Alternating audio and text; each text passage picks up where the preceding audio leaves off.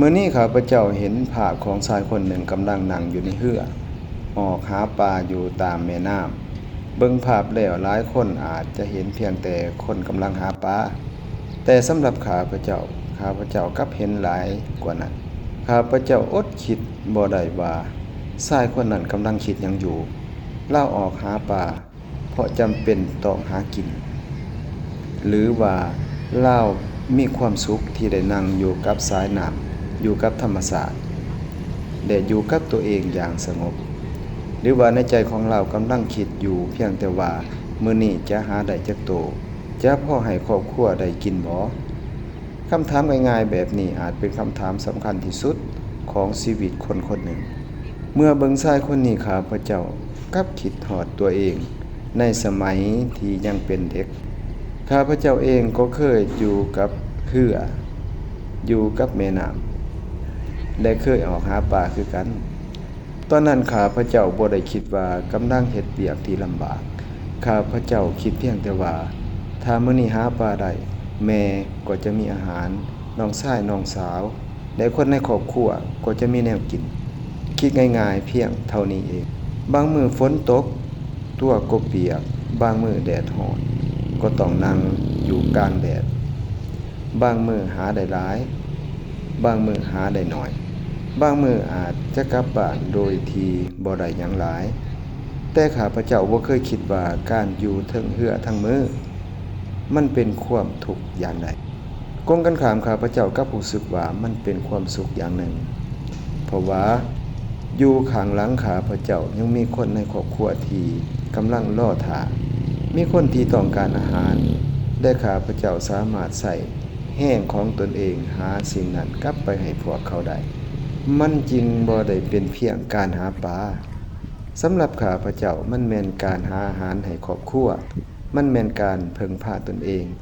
และมันแม่นการเฮ็ดหน้าที่ของคนคนหนึ่งคนเฮาเกิดมามีต้นทุน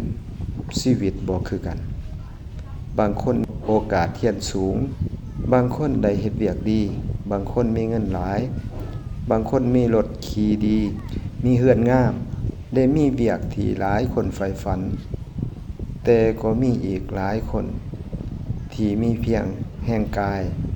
มีความรู้จักชีวิตได้มีสองมือของตนเองพวกเขาก็ต้องหาทางอยู่หาทางกินและดูแลครอบครัวบางคนเฮ็ดนาบางคนเฮ็ดสวนบางคนรับจ้างบางคนค้าขายและบางคนก็นั่งเรือออกหาปลาเวียกงานต่างกันแต่ความต้องการพื้นฐานอาจบ่ต่างกันเลยนั่นคือมื้อนี้ครอบครัวของเฮาจะมีหยังกินบางคนอาจเบิ่งว่าการหาปลาเป็นเวียกที่ธรรมดาบางคนอาจบ่เห็นคุณค่าของมันแต่คนที่นั่งอยู่ในเรืออาจจะบ่ได้คิดเลยว่าเวียกของตนเองสูงหรือต่ำเราอาจคิดเพียงว่า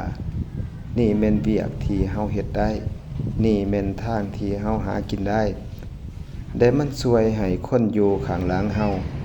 มีอาหารกินถ้าเวียกนั้นเป็นอาชีพสุจริตบ่หลอกลวงบ่เอาเปรียบคนอื่นได้เฮ็ดอยู่ภายใต้กฎหมาย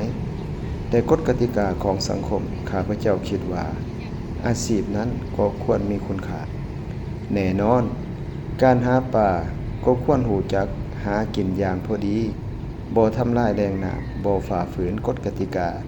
และควรรักษาธรรมชาติเพื่อให้ลูกหลานยังมีกินในวันข้างหน้าแล้วข้าพเจ้าก็กลับมาคิดฮอดชีวิตตนเองอีกเทื่อหนึ่งตอนที่ยังเป็นเด็กข้าพเจ้าเคยนั่งอยู่ในเรือตัวเปียกอยู่กับน้ำทั้งมือแต่ในใจบ่ได้คิดว่าเฮากำลังทนทุกข์แต่กลับคิดว่าถ้าเฮาหาได้คนอยู่บ้านก็จะมีกินแต่นั่นเองที่เฮ็ดให้ความเมื่อยบ่ได้รู้สึกว่าเมื่อยปานใดเพราะข้างหลังความพยายามมีคนที่เฮารักอยู่นี่ล่ะบางที่ความหมายของความภาคเพียรอาจบ่ได้อยู่ที่เฮาหาได้หลายปานใดแต่อยู่ที่ว่าเฮากำลังพยายามเพื่อไผคนที่หังมีก็มีชีวิตของเขาคนที่เฮ็ดเวียกในห้องการใส่เสื้อสูทมีเงินเดือนหลายก็เป็นเวียกของเขาส่วนคนที่นั่งอยู่ในเรือ มีเสื้อผ้าธรรมดามีเรือลำน้อยๆได้มีแห่งกายของตนเองเราก็มีชีวิตของเราเรือของเฮาอาจนอกแต่ถ้ามันพาเฮากลับบ้านไปหาครอบครัวได้มันก็มีคุณค่าเงินในกระเป๋าอาจบ่หลายแต่อาหารอยู่เทิงโต๊ะได้ห้อยยิ้มของคนในครอบครัวบางครั้งมันมีค่ากว่าตัวเลขในบัญชีเสียอีกได้ถามมื้อใดข้าพเจ้ากลับไปหาแม่น้ำอีกได้เห็นเรือลำน้อยลอยอยู่กลางน้ำข้าพเจ้าอาจจะบ่ได้คิดว่าคนคนนั้นกำลังหาปลาได้หลายปานใดแต่ข้าพเจ้าจะคิดว่ามีคนอยู่ข้างหลังเรือลำนี้กำลังรอท่าเรากลับบ้านและบางที่นั่นอาจเป็นเหตุผลที่ดีพอที่เฮ็ดให้คนคนหนึ่งยังพายเรือออกไปอีกครั้งหนึ่งในมื้ออื่นชีวิตบ่ได้ถามหาว่าเฮามีหลายกว่าคนอื่นบ่ชีวิตอาจถามเพียงว่าในสิ่งที่เฮามีเฮาได้ใส่มันเฮ็ดหยังที่มีคุณค่าแล้วบ่บางคนมีเพียงเรือลำน้อยๆแต่สามารถพาความหวังกลับไปให้ครอบครัวได้ทุกมื้อ